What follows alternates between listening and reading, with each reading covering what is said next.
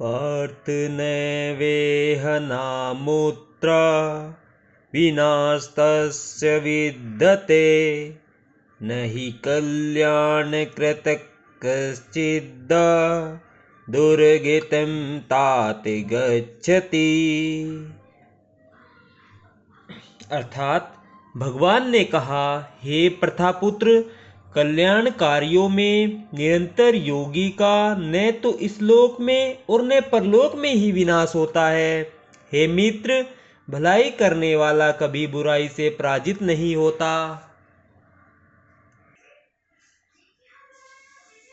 तात्पर्य जानेंगे। श्रीमद् भागवत में श्री नारद मुनि व्यास देव को इस प्रकार उपदेश देते हैं।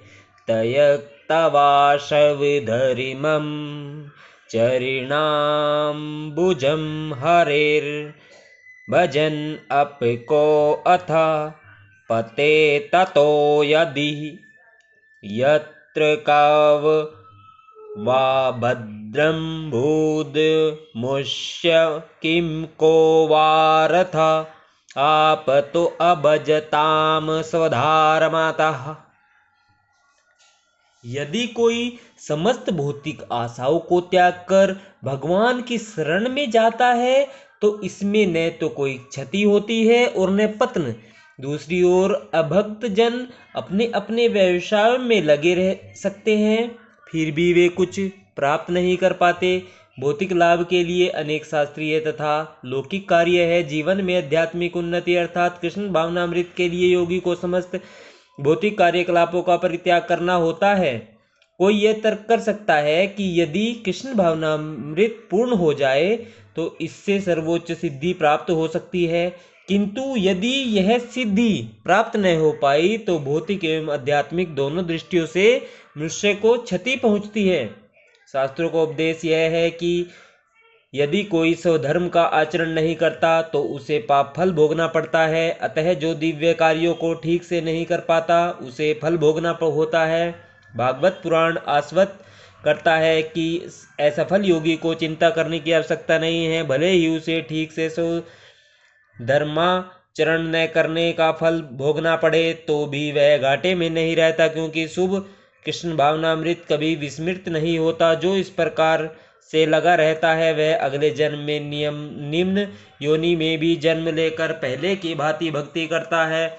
दूसरी ओर जो केवल नियत कार्यों को दृढ़ता पूर्वक करता है, किंतु यदि उसमें कृष्ण भावनामृत का भाव है तो आवश्यक नहीं कि उसे शुभ फल प्राप्त हो।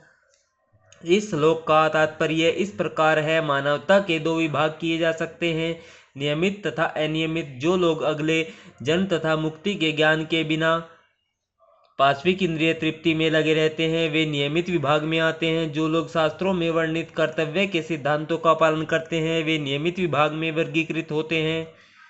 अनियमित विभाग के संस्कृत तथा असंस्कृत, शिक्षित तथा अशिक्षित, बली तथा निर्बल लोग पाश्विक वृत्तियों से पूर्ण होते हैं। उनके कार्य कभी भी कल्याणकारी नहीं होते, क्योंकि वे पशुओं की भांति आहार, निद्रा, भय तथा मैथुन का भोग करते हुए इस संसार में निरंतर रहते हैं, जो सदा ही दुखमय हैं।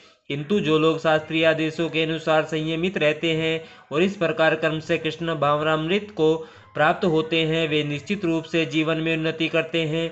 कल्याण मार्ग के अनुयायियों को 3 वर्गों में विभाजित किया जा सकता है। भौतिक संपन्नता का उपयोग करने वाले शास्त्रीय विधि विधानों के अनुयायी, इस संसार से मुक्ति पाने के लिए प्रयत्नशील लोग तथा कृष्ण भावनामृत के भक्त। प्रथम वर्ग के अनुयायियों को पुनः 2 श्रेणियों में विभाजित किया जा सकता है। काम कर्मी तथा इंद्रिय तृप्ति की इच्छा न करने वाले। सकाम कर्मी जीवन के उच्चतर स्तर तक उठ सकते हैं, यहाँ तक कि स्वर्गलोक को जा सकते हैं, तो भी इस संसार से मुक्त न होने के कारण वे सही ढंग से शुभ मार्ग का अनुगमन नहीं करते। शुभ कर्म तो वे है जिनसे मुक्ति प्राप्त हो। कोई भी ऐसा कार्य जो परम आत्म साक्षात्कार या देहात्म बुद्धि से मुक्ति की ओर उन्मुख नहीं होता वह रंच मात्र भी कल्याणप्रद नहीं होता। कृष्ण भावनामृत संबंधी कार्य ही एकमात्र शुभ कार्य है और जो भी कृष्ण भावना मृत्यु के मार्ग पर प्रगति करने के उद्देश्य से स्वेच्छा से समस्त शारीरिक असुविधाओं को स्वीकार करता है, वही घोर तपस्या के द्वारा पूर्ण योगी कहलाता है। चूंकि अष्टांग योग पत्ति कृष्ण भावनामृत की चरम अनुभूति के लिए होती है, अतः यह पत्ति भी कल्याणप्रद है। अतः जो कोई इस दिशा में यथाशक्य प्रयास करता है तो उसे कभी अपने पत्न के प्रति भयभीत नहीं होना चाहिए। राधे राधे सभी भक्तों को जय श्री कृष्णा। आज हमने श्रीमद् भागवत गीता के अध्याय 6 के श्लोक नंबर 40 का आनंद लिया है। कल हम 41वें श्लोक का आनंद लेंगे। राधे राधे, जय श्री कृष्णा।